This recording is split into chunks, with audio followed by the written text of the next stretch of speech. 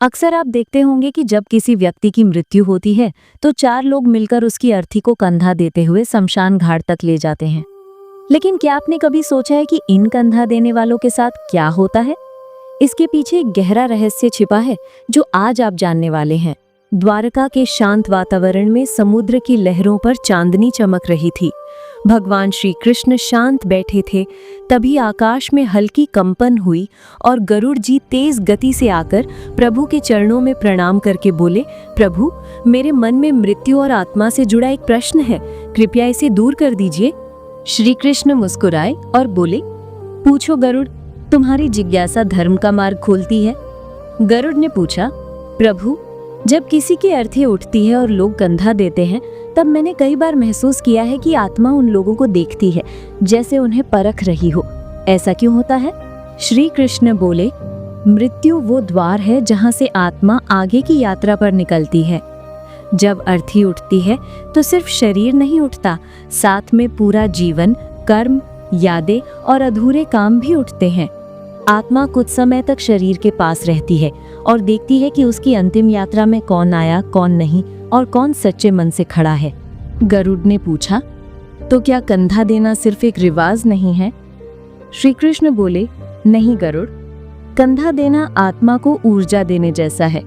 जो व्यक्ति सच्चे दिल से कंधा देता है वो आत्मा को प्रकाश और शांति देता है। इसीलिए कहा गया है कि निस्वार्थ भाव से दिया गया कंधा 100 यज्ञ करने के समान पुण्य देता है। गरुड़ बोले, प्रभु, आत्मा अर्थी के पास क्यों रुकती है? श्री कृष्ण बोले, क्योंकि आत्मा तुरंत नहीं समझ पाती कि उसने देह छोड़ दी है। उसे दिशा चाहिए और वही दिशा उसे 4 कंधे देते हैं। फिर गरुड़ ने पूछा, यदि किसी मृतक को 4 कंधे ना मिले तो क्या होता है? श्री कृष्ण गंभीर होकर बोले, सुनो गरुड़, ये केवल कथा नहीं, सत्य है। पाटलिपुत्र में धनीराम नाम का व्यक्ति था जो धनवान था पर निर्दयी और अधार्मिक था। उसने कभी किसी की मदद नहीं की, ना दान दिया, ना ब्राह्मणों का सम्मान किया। मृत्यु के समय उसके पास कोई नहीं आया। मरने के बाद भी लोगों ने उसकी अर्थी को कंधा देने से इनकार कर दिया। केवल 3 लोग तैयार हुए। चौथा कंधा नहीं मिला और अर्थी वहीं रुक गई।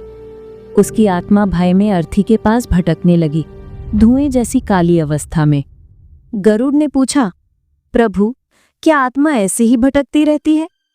श्री कृष्ण बोले, हाँ, बिना 4 कंधों के आत्मा न स्वर्ग जाती है, न यमलोक, न पुनर्जन्म मिलता है। वो बीच में अटकी रहती है और समय के साथ प्रेत बन जाती है। रूपवती धनीराम की पत्नी बहुत धर्मपरायण थी। वो दौड़ दौड़ कर लोगों से विनती करती रही। अंत में एक युवा साधु आगे आया और बोला, मेरा धर्म दया है, मैं चौथा कंधा दूंगा। जैसे ही चौथा कंधा मिला, हवा शांत हुई, अंधेरा हट गया और धनीराम की आत्मा ऊपर उठने लगी। उसे मुक्ति मिली। गरुड़ ने पूछा, प्रभु, क्या चौथा कंधा देने वाला मृतक के पापों में फंस जाता है? श्री कृष्ण बोले, नहीं गरुड़, यदि कोई सच्चे मन से कंधा देता है तो वो ना पाप लेता है, ना बंधन में बंधता है। लेकिन यदि कोई दिखावे, डर या स्वार्थ से कंधा दे तो वो मृतक के अधूरे कर्मों से जुड़ सकता है।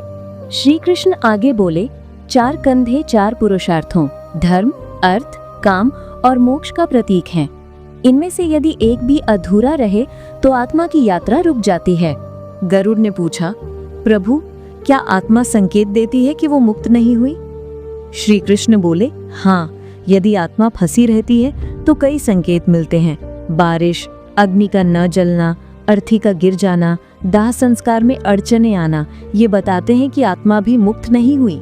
गरुड़ के मन में आदर और विस्मय उमड़ आया। उन्होंने कहा, प्रभु, कंधा देना तो वास्तव में महान तपस्या है। श्री कृष्ण मुस्कुराए और बोले, गरुड़, कंधा देना केवल देह को उठाना नहीं है, ये आत्मा को उसके कर्मों के जाल से एक बार में बाहर निकालना है। ये मनुष्य का नहीं, आत्मा का सहारा बनना है। ये उस अंतिम क्षण में ईश्वर के कार्य का हिस्सा बनना है। इसलिए कंधा श्रद्धा से देना चाहिए, शांति से देना चाहिए, पवित्र मन से देना चाहिए, क्योंकि ये एक आत्मा की अंतिम यात्रा में तुम्हारी भागीदारी है। श्री कृष्ण अंत में बोले, गरुड़, मृत्यु अंत नहीं है, ये एक रहस्य का आरंभ है, और जो किसी आत्मा को सम्मान देता है, उसकी अंतिम यात्रा आसान करता है, वो स्वयं भी जीवन में अदृश्य रूप से बल, प्रकाश और संरक्षण पाता है। हरे कृष्णा।